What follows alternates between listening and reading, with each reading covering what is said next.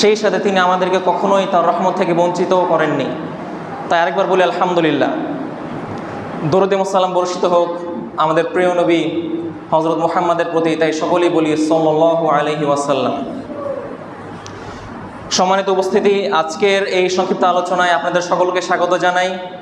আজকের আলোচনার বিষয়বস্তু হলো ইসলামের সবচাইতে গুরুত্বপূর্ণ, সবচাইতে তাৎপর্যমণ্ডিত এবং প্রধানতম একটি বিষয় নিয়ে, যেটা আজকের সমাজে অত্যন্তভাবে উপেক্ষিত একটি বিষয়, সেটি হলো সালাত বা নামাজ। ইসলামের যে 5টি স্তম্ভ রয়েছে, এই 5টি স্তম্ভের মধ্যে দ্বিতীয় স্তম্ভটি হলো সালাত। কিন্তু আমলের দিক থেকে বিবেচনা করলে ইসলামের প্রধান স্তম্ভই হলো সালাত।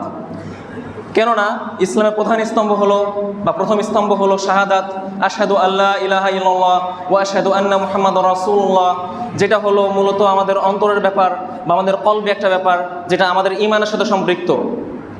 কিন্তু এই ঈমানের পরে আসে সালাতের ব্যাপারটা, যেটা মূলত ঈমানের সাথে সম্পর্কিত নয়, বরং এটি আমাদের ফিজিক্যাল মুভমেন্টের সাথে সম্পর্কিত বা আমাদের শারীরিক ইবাদতের সাথে সম্পর্কিত। এবং এটি এমন একটি গুরুত্বপূর্ণ ইবাদত যে ইবাদতের উপর বাকি সমস্ত ইবাদত ডিপেন্ড করে। অর্থাৎ সালাতের বিশুদ্ধতা হলো বাকি সমস্ত আমলের বিশুদ্ধতা, সালাতের অশুদ্ধতা হলো বাকি সমস্ত আমলের অশুদ্ধতা। কিন্তু দুঃখজনকভাবে বলতে হয় যে আজকের সমাজে এই সালাতই হয়ে গেছে সবচাইতে উপেক্ষিত একটি বিষয়, সবচাইতে গাফলতের একটা বিষয়, সবচাইতে অমনোযোগিতার একটা বিষয়। কিন্তু কেন এমন হচ্ছে? আমরা ঠিক এই কারণটা আজকে যাচাই করার চেষ্টা করব যে কেন আমরা সালাতের ব্যাপারে এত উদাসীন। এই জন্য আজকের আলোচনা বিষয়বস্তু সালাতের হুকুম আহকাম নিয়ে নয়, সালাতের পদ্ধতি নিয়ে নয়, সালাতের আবশ্যকীয়তা নিয়ে নয়, বরং আজকের আলোচনা বিষয়বস্তু হলো সালাতের আধ্যাত্মিক গুরুত্ব নিয়ে বা সালাতের আত্মিক তাৎপর্য নিয়ে, বা আমরা কেন সালাত আদায় করব, সালাত আদায় করার উদ্দেশ্যটা কি, আমরা সালাত আদায়ের মাধ্যমে কীভাবে আমাদের স্বার্থটা হাসিল করব, কীভাবে আমাদের কল্যাণটা হাসিল করব, এটা নিয়ে। কেননা এখানে এমন একজন মুসল্লি পাওয়া যাবে না যে এটা অস্বীকার করবে যে সালাত আদায় করা ফরজ, এটা কি অস্বীকার করতে পারবে না, তাই না? আমরা সবাই জানি, আর সবাই আমরা জানি যে সালাত আদায় করা সকলের জন্য জামাতের সাথে ফরজ। শুধু এটাই নয়, আমরা এটাও জানি যে সালাত কীভাবে আদায় করতে হয়। আমরা এটাও জানি যে সালাতে কোন কোন দোয়া, কোন কোন সূরা, কোন কোন জিকির আজকার করতে হয়, আমরা সবাই জানি। কিন্তু এত কিছু জানার পরেও আমরা কিন্তু কেউই সালাতে সেভাবে মনোযোগী নয় যেভাবে আল্লাহ রাসূল সাল্লাল্লাহু আলাইহি ওয়াসাল্লাম আমাদেরকে মনোযোগী হতে বলেছেন। কিন্তু এর কারণটা কি? আমরা কেন এত উদাসীন, আমরা কেন এত অমনোযোগী? যেখানে সালাত আদায়ের গুরুত্ব এত মহান আল্লাহ সুবহানাহু ওয়া তাআলা দিলেন, আল্লাহ রাসূল সাল্লাল্লাহু আলাইহি ওয়াসাল্লাম দিলেন, সেখানে আমরা উদাসীন হয়েছি কেন? প্রথম কারণ হলো আমরা সালাতের মর্মটা বুঝতে পারিনি। সালাতের যেটা প্রকৃত মর্মার্থ, সালাত আমরা কেন আদায় করি, সালাতের মধ্যে আমরা কি কি পাঠ করি, এই ব্যাপারগুলো আমরা কেউই জানি না, আমরা উপলব্ধি করার চেষ্টা করি না। আমি সূরা ফাতিহা পড়ছি, সূরা ফাতিহার অর্থটা আমরা কয়জন জানি? আমরা বিভিন্ন সূরা পড়ি, বিভিন্ন জিকির আজকার পড়ি, আমরা কয়জন ভাই অর্থগুলো উপলব্ধি করি? দ্বিতীয় আরেকটি কারণ হলো এই দুনিয়াবী ব্যস্ততা। আমরা এই দুনিয়ার মধ্যে এত বেশি মহাশক্ত মোহের মধ্যে আবিষ্ট হয়ে গিয়েছি যে দুনিয়ার পিছনে আমরা ছুটছি। আমরা কখনো সালাত আদায়ের ফুরসতটুকু বের করতে পারি না। সালাতকে আমরা এমন একটা পর্যায়ে ঠেলে দিয়েছি, এমন একটা পর্যায়ে আমাদের থেকে দূরে সরিয়ে ফেলেছি যেন মনে হয় যে সালাত আদায় করাটা একটা লজ্জার ব্যাপার হয়ে দাঁড়িয়েছে। আমরা সব কিছুই করি এই সমাজে, সব কিছুই আমরা করি, সব কিছু আমাদের জন্য করা খুব একটা লজ্জার বিষয় নয়। কিন্তু যখন একটু ওযু করে নামাজ পড়তে যাই, তখনই যেন আমার সমস্ত লজ্জা আমাকে ঘিরে ধরে। আমরা এত বেশি দুনিয়ার পিছনে ছুটতে লেগেছি, এত বেশি পুঁজিবাদী সমাজের পিছনে ছুটতে লেগেছি যে সালাত আদায় করার কোনো আমরা মোটিভেশন পাচ্ছি না। তৃতীয় কারণটি হলো সালাত আদায়ের মধ্যে আমরা সবসময় লাভ খোঁজার চেষ্টা করি। আমাদের মধ্যে এমন অনেক মুসল্লি আছে যারা সালাত আদায় করার সময়, যখন সালাতের সময় হয়, তখন আমরা এটা খোঁজার চেষ্টা করি যে সালাত পড়লে লাভটা কোথায়। এটা কিন্তু আমাদের অনেকের মনস্কতা এরকম আছে। কেন এই মনস্কতা কেন আসছে? কেননা আমাদের যে সমাজে আমরা বসবাস করছি, এই সমাজটা এমন একটা পর্যায়ে চলে গিয়েছে যেখানে মানুষ লাভ ছাড়া কিছু বুঝে না। মানুষের মধ্যে একটা টেন্ডেন্সি তৈরি হয়েই গেছে যে এই লোকটা মনে হয় আমাকে ঠকাচ্ছে, যদি আমি এই লোকটার সাথে মিশি, যদি আমি এই লোকটার থেকে কিছু একটা কিনি, যদি আমি এই লোকটার সাথে একটা ব্যবসা করি, এই লোকটা হয়তো আমাকে ঠকাবে। এই যে লাভ লসের যে বিষয়টা, এই লাভ লসের বিষয়টা শুধুমাত্র দুনিয়ার মধ্যে সীমাবদ্ধ নয়, বরং এটি ইবাদতের মধ্যে ঢুকিয়ে ফেলেছি আমরা। যার ফলে বর্তমান পরিস্থিতি এমন হয়ে দাঁড়িয়েছে যে আমরা সালাতকে বিচার করছি লাভ লসের মানদণ্ডে, লাভ লসে দাঁড়িয়ে পাল্লাই। অথচ আমরা মুসলমান, আমরা এটা ভুলে গিয়েছি যে মহান আল্লাহ সুবহানাহু ওয়া তাআলা আমাদেরকে শত শত হাজার হাজার কোটি কোটি অসংখ্য বান্দাদের মধ্য থেকে আমাদেরকে শ্রেষ্ঠ ধর্ম ইসলামের মধ্যে আমাদেরকে তিনি ইসলামের ছায়াতলে আমাদেরকে আবিষ্ট করেছেন, তিনি আমাদেরকে মুসলমান হিসেবে দুনিয়াতে পাঠিয়েছেন। এটা আমরা ভুলে গিয়েছি। তিনি চাইলে আমাদেরকে হিন্দু বানাতে পারতেন, তিনি চাইলে আমাদেরকে খ্রিস্টান বানাতে পারতেন, তিনি চাইলে আমাদেরকে বৌদ্ধ বানাতে পারতেন, কিন্তু তিনি আমাদেরকে বানিয়েছেন মুসলমান হিসেবে। কিন্তু আমরা মুসলমান, এমনই মুসলমান আমরা যে আমরা মহান আল্লাহর প্রতি এই সামান্য দায়িত্বটুকু ভুলে গেছি। হাক্কুল ইবাদ, হাক্কুল্লাহ, হাক্কুল্লাহ কোনটা? হাক্কুল্লাহতে সালাত, হাক্কুল্লাহতে সিয়াম, হাক্কুল্লাহতে হজ, এই যাকাত। কিন্তু আমরা সালাত সিয়াম ঠিকই পালন করি, হজ ঠিকই করি, সিয়াম ঠিকই পালন করি, যাকাত ঠিকই দেই, কিন্তু এই সালাত এর ব্যাপারে আমরা খুবই অমনোযোগী হয়ে গেছি। সম্মানিত উপস্থিতি, এটা কেন হচ্ছে? এর কারণটা হলো আমরা সালাতের মর্মটা বুঝতে পারি না। এর কারণটা হলো আমরা দুনিয়ার পিছনে ছুটছি। এর কারণটা হলো আমরা লাভ লসের চিন্তায় মহাসত্য। অথচ মনে রাখবেন, মহান আল্লাহ সুবহানাহু ওয়া তাআলা আপনার ইবাদতের 2 পয়সা মুখাপেক্ষী নন। মহান আল্লাহ তাআলা আপনার আমার 2 পয়সাও মুখাপেক্ষী নন। আল্লাহুস সামাদ, কুল হুয়াল্লাহু আহাদ, আল্লাহুস সামাদ। তুমি বলো আল্লাহ এক, তুমি বলো আল্লাহ অমুখাপেক্ষী। আপনি কি মনে করেন? আপনি কি মনে করছেন যে আপনি সালাত আদায়ের মাধ্যমে আল্লাহর প্রতি অনুগ্রহ করছেন? জি না। মহান আল্লাহর আপনার ইবাদতের দরকার নাই, আপনার নিজের ইবাদতের দরকার আছে। কেন বলেন তো? এই দুনিয়াতে আমরা আছি, এই দুনিয়াতে আমরা বসবাস করছি, স্বল্প সময় নিয়ে আমরা এই দুনিয়াতে বেঁচে আছি। কিন্তু এই দুনিয়াতে বেঁচে থাকতে গিয়ে আমরা যখন এই সুখের মধ্যে আমরা বসবাস করছি, আমার অনেক টাকা পয়সা, আমার অনেক ধন দৌলত, আমার অনেক কিছু আছে, এই সুখ, এই টাকা পয়সা, এই জমি জমা আমার জন্য অভিশাপ। কেন? এই টাকা, এই জমি জমা, এই সুখ আমাকে ইসলাম থেকে ভুলিয়ে রেখেছে, আল্লাহ থেকে ভুলিয়ে রেখেছে, ইসলাম থেকে ভুলিয়ে রেখেছে, সালাত থেকে ভুলিয়ে রেখেছে। তাহলে এই যে দুনিয়ার এই সুখ, এই স্বাচ্ছন্দ্য, এই জিনিসগুলো কিন্তু আমাকে একজন প্রকৃত মুসলমান হিসেবে কখনোই গড়ে উঠতে দিচ্ছে না। সুতরাং সম্মানিত উপস্থিতি, আমাদের এই বিষয়টা মাথায় রাখতে হবে। এই দুনিয়াটা আপনার আমার আজকের জন্য, কিন্তু কাল কিয়ামতের মাঠ কিন্তু আমাদের সাইডে থাকবে না। আজকের দিনে আপনি আমি আল্লাহকে ভুলে যাচ্ছি, ঠিক একইভাবে মহান আল্লাহ সুবহানাহু ওয়া তাআলা আগামী দিন কিয়ামতের মাঠে আপনাকে আমাকে ঠিকই এভাবে ভুলে যাবেন। এটা একদম সরাসরি এসেছে এভাবে যে তুমি আমাকে তো ভুলে গিয়েছিলে, সুতরাং আজকে আমরা তোমাকে ভুলে গেলাম। যারা কাফের, যারা মুশরিক, যারা সালাত আদায় করে না, যারা ইসলাম নিয়ে কোনো মাথা ঘামায় না, মহান আল্লাহ সুবহানাহু ওয়া তাআলা তাদেরকে এই রিপ্লাইটাই দিবেন। কেন? কারণ আমরা দুনিয়াতে থেকেছি দুনিয়ার মোহে, দুনিয়ার আনন্দে, দুনিয়ার সুখ স্বাচ্ছন্দ্যে। আমরা কিন্তু সালাত আদায় করার ফুরসতটা পাইনি। সালাত আদায় করলে কি হবে? সালাত আদায় করলে আপনি একটা উপকারিতা দেখাতে পারবেন দুনিয়াবি। সালাত আদায় করলে 100 টাকা ইনকাম করা যায়, 200 টাকা ইনকাম করা যায়। দুনিয়াবি কোনো স্বার্থ, দুনিয়াবি কোনো উপকারিতা সালাতের মধ্যে নাই। বলেন তো, কিয়ামত, কিয়ামত আমরা বলি না, কিয়ামতের মাঠ বা কিয়ামতের দিন। এই কিয়ামত শব্দের অর্থ কি? কিয়ামত শব্দটা এসেছে কিয়াম থেকে, কিয়াম মানে দাঁড়ানো। সেই দিন কিয়ামতের মাঠে আমাদেরকে মহান আল্লাহ সুবহানাহু ওয়া তাআলার সম্মুখে দাঁড়িয়ে হিসাব দিতে হবে। এই জন্য এই দিনটাকে ইয়ামুল কিয়ামা বলা হয়। সুতরাং যে ব্যক্তি আজকের এই দুনিয়াতে, আজকের এই দুনিয়ার সুখ স্বাচ্ছন্দ্যের দুনিয়াতে, আজকের এই দুনিয়ার টাকা পয়সার দুনিয়াতে যে ব্যক্তি প্রত্যেক 5 ওয়াক্ত সালাতে আল্লাহর উদ্দেশ্যে দাঁড়ালো, কাল কিয়ামতের মাঠে সে মহান আল্লাহর সামনে দুশ্চিন্তা মুক্ত অবস্থায় দাঁড়াবে। আপনাকে এই বিষয়টা মাথায় রাখতেই হবে যে আপনাকে, আমাকে, সকলকে মহান আল্লাহ সুবহানাহু ওয়া তাআলার সামনে দাঁড়াতে হবে। আপনাকে, আমাকে এই বিষয়টা সবাইকে মাথায় রাখতে হবে। এই দুনিয়াটা হলো আমাদের জন্য পরীক্ষা। এই দুনিয়ার প্রত্যেকটা পরিস্থিতি মনে রাখবেন, প্রত্যেকের জন্য এই দুনিয়াটা, এই দুনিয়ার জীবনটা প্রত্যেকের জন্য আলাদা আলাদা পরীক্ষা। একজন ব্যক্তিকে দেখছেন তার অনেক টাকা পয়সা, আপনি গরিব মানুষ, মনে রাখবেন আপনার গরিবী হালাতটা আপনার জন্য পরীক্ষা, তার টাকা পয়সা থাকাটা তার জন্য পরীক্ষা। কি হবে? সে তার টাকা পয়সা নিয়ে সুখে আছে, সে কখনো যাকাত দেয় না, সে কোনো গরিবদের উপর দয়া করে না, সে কোনো দান খয়রাত করে না, সে দুনিয়া নিয়ে ব্যস্ত। সুতরাং তার জন্য এই টাকা পয়সা তার জন্য অভিশাপ। কিয়ামতের দিন এই ধন সম্পদ তাকে সাপের মতো হয়ে তাকে দংশন করবে। পক্ষান্তরে আপনার যে গরিবী হালাত আছে, এই গরিবী হালাতে আপনি ধৈর্য ধরতে পারছেন কিনা, এই গরিবী হালাতে আপনি মহান আল্লাহকে স্মরণ করতে পারছেন কিনা, এই গরিবী হালাতে আপনি দুনিয়ার পিছনে ছুটতে গিয়ে একটু সময় বের করে মহান আল্লাহর ইবাদতে রত হচ্ছেন কিনা, এটা আপনার জন্য পরীক্ষা। সুতরাং কেউ কারো দিকে তাকাবেন না, কেউ কাউকে নিজের সাথে তুলনা করবেন না, সবসময় নিজের দিকে দেখেন, নিজের কলবের দিকে দেখেন। সেদিন প্রত্যেকটা মানুষ কিয়ামতের মাঠে দৌড়াবে। ইয়াউমা ইয়াফিরুল মারউ মিন আখিহি ও উম্মিহি ওয়া বানি ওয়া সাহিবাতিহি ওয়া বানি, এভাবে আসছে কোরআনে। যেদিন প্রত্যেকটা বান্দা তার ভাই, তার নিজের পিতা, তার নিজের মাতা, তার নিজের স্ত্রীদের থেকে দৌড়াবে। পরিস্থিতি এমন ভয়াবহ হবে। কিন্তু সেই আপনি আজ এই দুনিয়াতে যেন আল্লাহকে একদম ভুলে গিয়েছেন। আমরা যেন নামমাত্র মুসলমান, আমরা কিন্তু সালাত আদায় করছি না, আমরা নামমাত্র মুসলমান। অথচ আল্লাহ রাসূল সাল্লাল্লাহু আলাইহি ওয়াসাল্লাম বলেছেন, একজন মুসলমান এবং একজন কাফেরের মধ্যে পার্থক্যকারী বিষয়টাই হলো সালাত। একদম স্পষ্ট কথা, এখানে কোনো সমস্যা, এর কোনো সন্দেহই নাই। যে ব্যক্তি সালাত আদায় করলো সে মুসলমান, যে ব্যক্তি সালাত আদায় করলো না, আল্লাহ রাসূল সাল্লাল্লাহু আলাইহি ওয়াসাল্লাম বলছেন সে কাফের। তাহলে এত বড় একটা ট্যাগ তিনি বসাই দিলেন আমাদের উপর।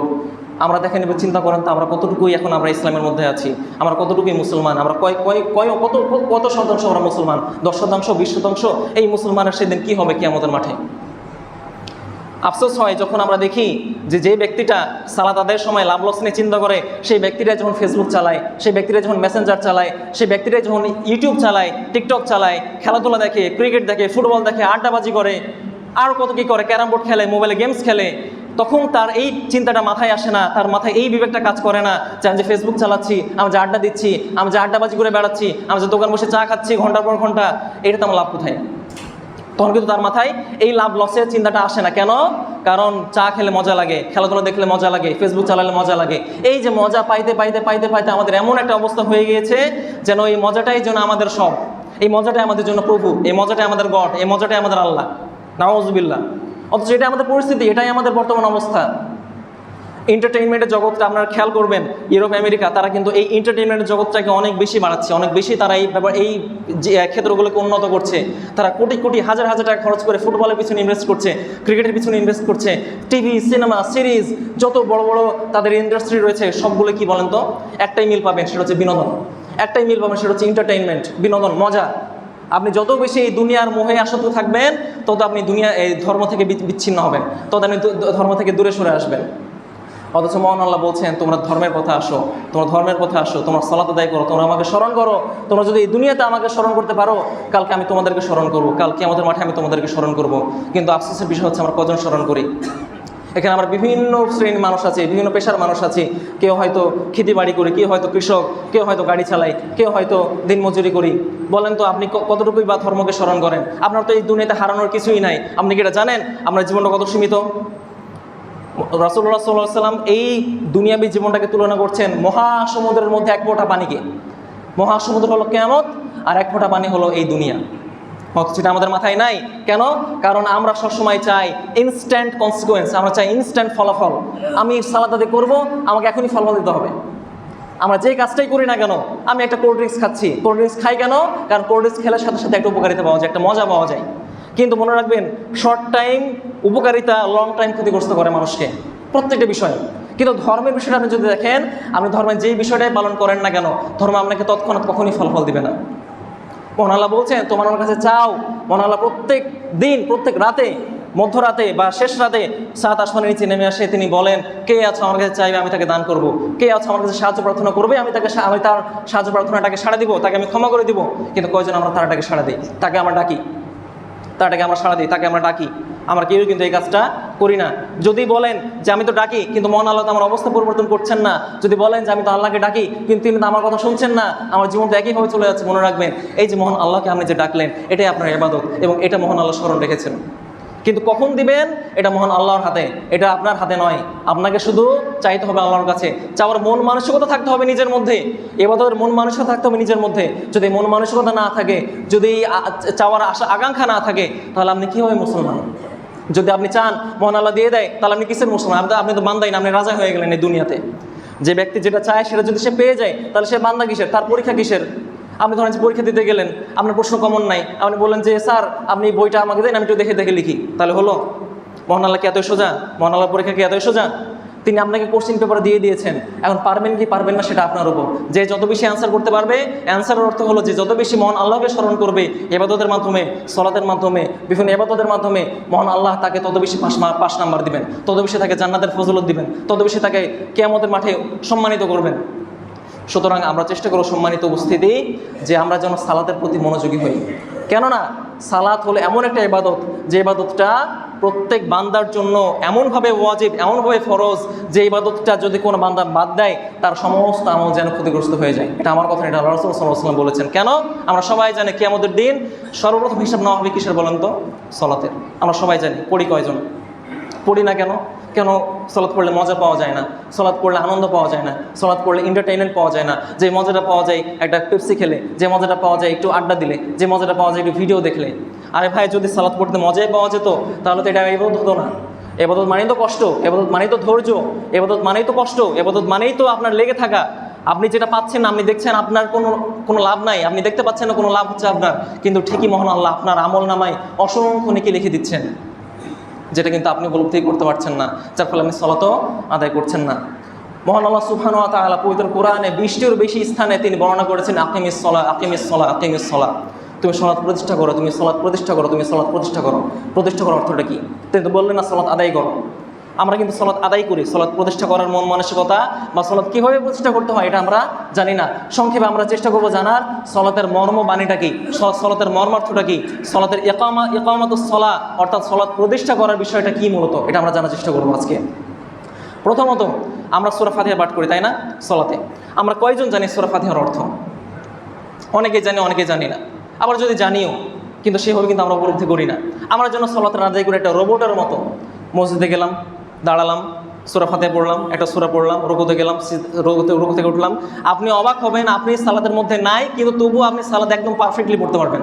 কেন বলেন তো? কারণ সালাতের প্রত্যেকটা মুভমেন্ট আপনার মাথায় ঢুকে গেছে, যেটা আপনার জন্য বিপদ। আপনি সালাত রোবোটিক মানে মেকানিক্যাল ওয়েতে আপনি আদায় করছেন। অথচ আমরা কি রোবট? আমরা কি মেকানিক? আমরা কি মেশিন? আমরা তো মানুষ, মানুষের অনুভূতি আছে, মানুষের আবেগ আছে। এবাদতটা আবেগের জায়গা, এবাদতটা অনুভূতির জায়গা। সবসময় অন্তরের দিকে এবাদতটা আসে, অন্তর থেকে এবাদতটা আসে। অন্তর মানে আবেগ, অন্তর মানে অনুভূতি, অন্তর মানে ভালোবাসা। এই ভালোবাসাটা আসবে কীভাবে? যখন আমরা সূরা ফাতিহার মর্মার্থটা বুঝবো, যখন আমরা সূরা ফাতিহার ফজিলত বুঝবো। এটা আপনারা হয়তো সবাই জানেন, তারপরে বলছি সূরা ফাতিহার একটা অনেক সুন্দর ফজিলত আছে। সেটা হলো যে ব্যক্তি সূরা ফাতিহা পাঠ করে, প্রত্যেকটা আয়াত পাঠ করে, মহান আল্লাহ তাকে ইমিডিয়েটলি রিপ্লাই দেন। ইমিডিয়েটলি সাথে সাথে তিনি তাকে রিপ্লাই দেন, তার সাথে সাথে তিনি তার সূরা ফাতিহার তিনি জবাব দেন। কীভাবে? যে ব্যক্তি বলে আলহামদুলিল্লাহি রাব্বিল আলামিন, সমস্ত প্রশংসা বিশ্ব জগতের প্রতিপালক মহান আল্লাহর জন্য। মহান আল্লাহ কী বলে তখন? হামিদানি আবদি, দেখো আমার বান্দা আমার প্রশংসা করলো। সাথে সাথে ইনস্ট্যান্ট। তো আপনি যখনই বলছেন আলহামদুলিল্লাহি রাব্বিল আলামিন, আমরা সবাই বলি সালাতে, তাই না? কিন্তু কয়জন এভাবে বলি যে আমি আলহামদুলিল্লাহি রাব্বিল আলামিন বললাম এবং মহান আল্লাহ আমার রিপ্লাই দেব? মহান আল্লাহ সুবহানাহু ওয়া তাআলা, যিনি পুরো বিশ্ব জগতের প্রতিপালক, যিনি পুরো বিশ্ব জগৎকে পরিচালনা করছেন, যিনি মহাপরাক্রমশীল, যিনি মানুষের 2 পয়সার মুখাপেক্ষী নন, তিনি কীভাবে আপনার মতো আমার মতো নগণ্য তুচ্ছ একটা বান্দার এই ডাকে সাড়া দিচ্ছেন? হচ্ছে আমরা কেউই জানি না। এটা আমাদের জন্য আফসোস। আমরা জানি না, আমরা পড়ি কিন্তু আমরা জানি না, আমরা এই ফজিলতগুলো জানি না। যে ব্যক্তি বলছে আর রহমানির রহিম, পরম করুণাময় অসীম দয়ালু, তখন মহান আল্লাহ বলেন আসনা আলাইয়া আবদি, দেখো আমার বান্দা আমার গুণ বর্ণনা করলো। ইনস্ট্যান্ট তিনি রিপ্লাই দিচ্ছেন। প্রত্যেকটা, এমন না যে পুরো সূরা পাঠ করার পর তিনি একবার বলে দিচ্ছেন, না, প্রত্যেকটা আয়াতে একটা আয়াত করে পড়ছে বান্দা, মহান আল্লাহ তার ইনস্ট্যান্ট রিপ্লাই দিচ্ছে প্রত্যেকটা বান্দার ক্ষেত্রে। যখন বান্দা বলছে মালিক ইয়াউমিদ্দিন, বিচার দিবসের মালিক, তখন মহান আল্লাহ বলেন মাজ্জাদানি আবদি, দেখো আমার বান্দা আমার মর্যাদা বর্ণনা করলো। ইয়্যাকা না'বুদু ওয়া ইয়্যাকা নাস্তাঈন, আমরা তোমারই ইবাদত করি, আমরা তোমারই কাছে সাহায্য প্রার্থনা চাই।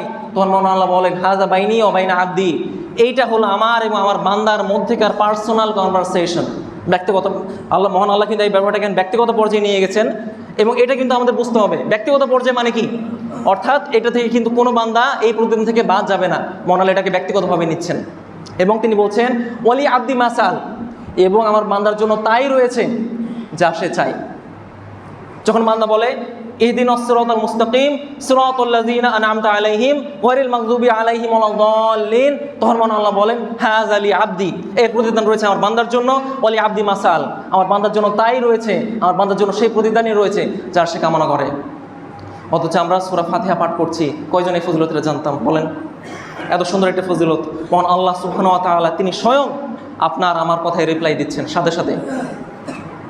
এই জন্য সালাতকে বলা হয় বান্দা এবং মহান আল্লাহর মধ্যে কমিউনিকেশন, কথোপকথন। কীভাবে বুঝতে পেরেছেন? এবার আপনি যখন সূরা ফাতিহা পাঠ করছেন, মহান আল্লাহ আপনার ডাকে সাড়া দিচ্ছেন। আপনি যখন বিভিন্ন জিকির আজকার করছেন, মহান আল্লাহ আপনার ডাকে সাড়া দিচ্ছেন। এটাই তো সালাত। সালাত শব্দটা এসেছে কীভাবে? সালাত শব্দটা এসেছে সুইলা থেকে। সুইলা শব্দের অর্থই হচ্ছে সংযোগ স্থাপন করা। সংযোগটা কি কার মাঝে? বান্দা এবং তার রবের মাঝে। কিন্তু আমরা কয়জনই বা সালাতের অর্থটা জানি? সালাত শব্দটা কীভাবে আসলে আমরা কয়জন জানি? আমরা সালাতে দাঁড়াই, সূরা ফাতিহা পড়ি, অর্থ না বুঝে আরেকটা সূরা পড়ি, সালাত শেষ করি। যেন আমাদের একটা ঠেকা পড়ে গেছে নামাজটা পড়া, একটা ঠেকা পড়ে গেছে আমাদের, মানে পড়ছি তাই, মানে একটা অহংকার নিয়ে আমরা পড়ছি। কেন জানো? যারা সালাত আদায় করি যেন একটা অহংকার চলে আসে আমাদের মধ্যে, আমি 5 ওয়াক্ত সালাত আদায় করছি, একটা অহংকার চলে আসে। এই যে এই অহংকার আমরা কিন্তু জান্নাতের বদলে উল্টো জাহান্নামে ঠেলে দিতে পারেন, বুঝতে পারবেন না।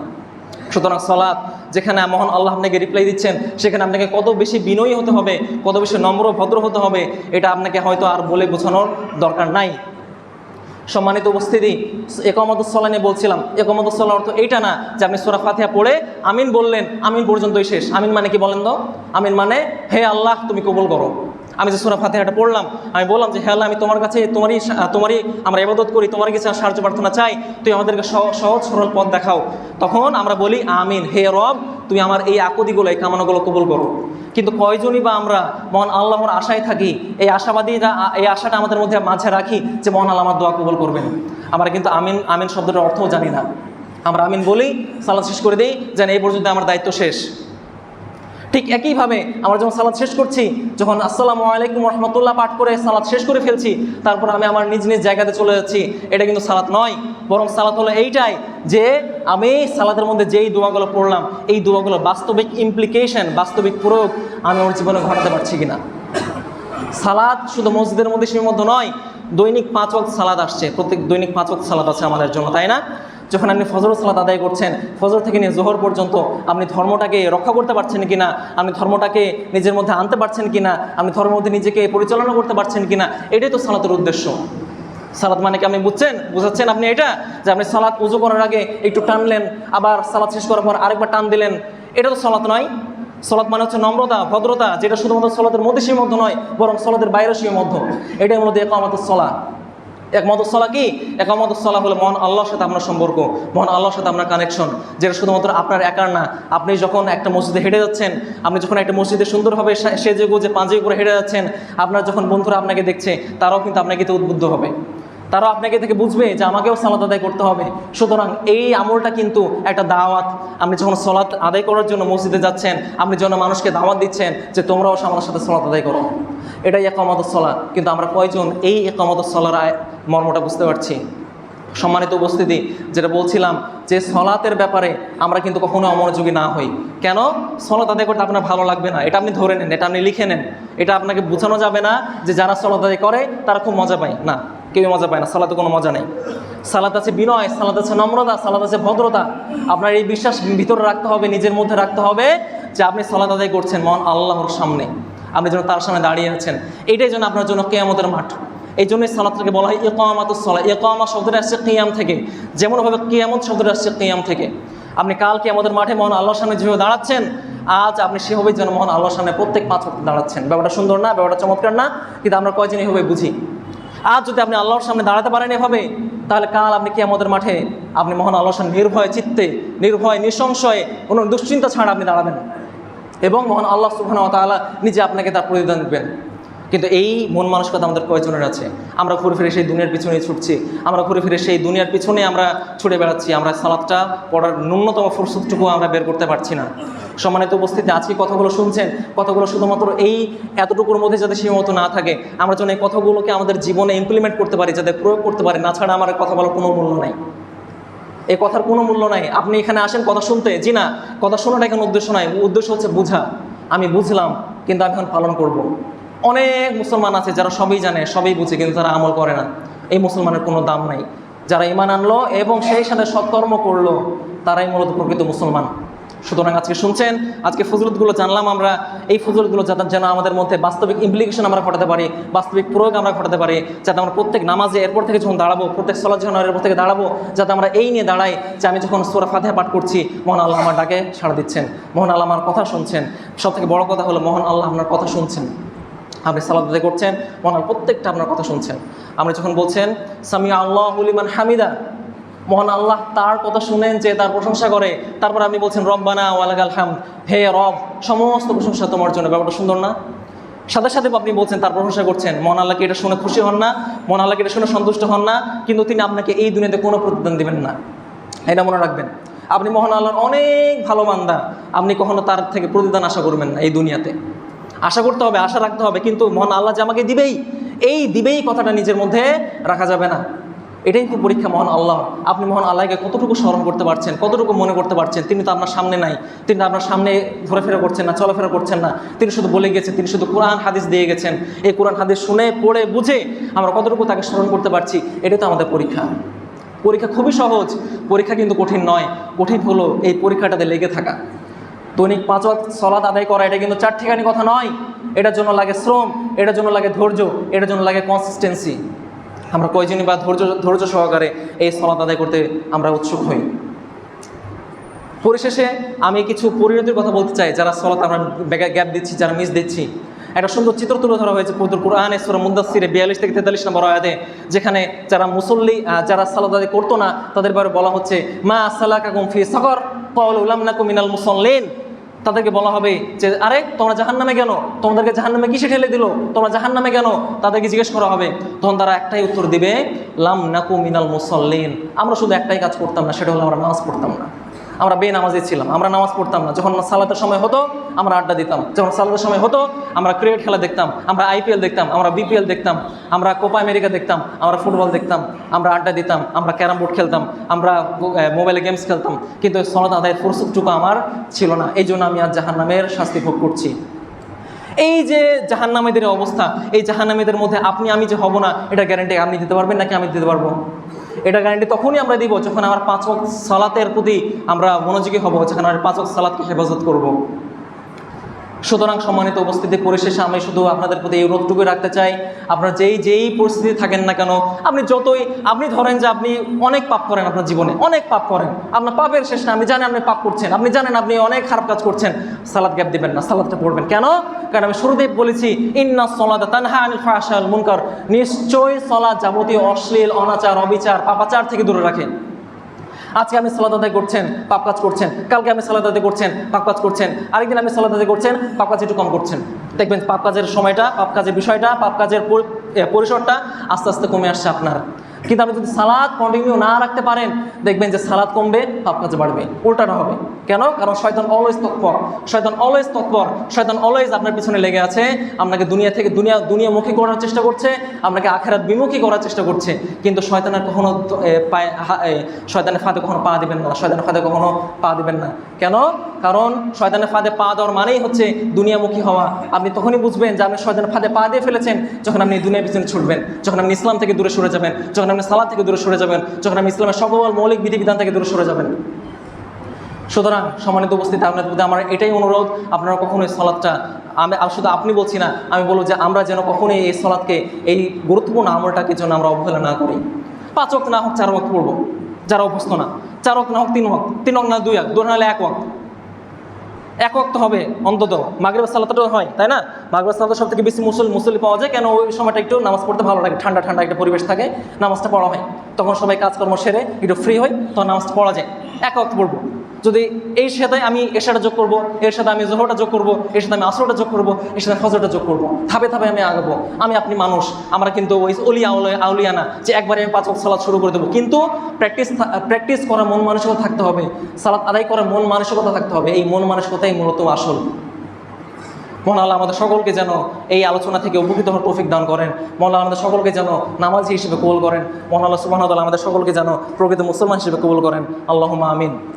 পরিশেষে আমি আপনাদের সকলের কাছে দোয়া চাই, মহান আল্লাহ সুবহানাহু ওয়া তাআলার অশেষ অনুগ্রহে আমার মদিনা বিশ্ববিদ্যালয়ে পড়াশোনার সুযোগ হয়েছে। আমি আপনাদেরই এই গ্রামের কৃতি সন্তান শায়েখ সাইদুর রহমানের ছোট ছেলে, এবং আমি বর্তমানে মদিনা বিশ্ববিদ্যালয়ে সেখানে পড়াশোনা করছি।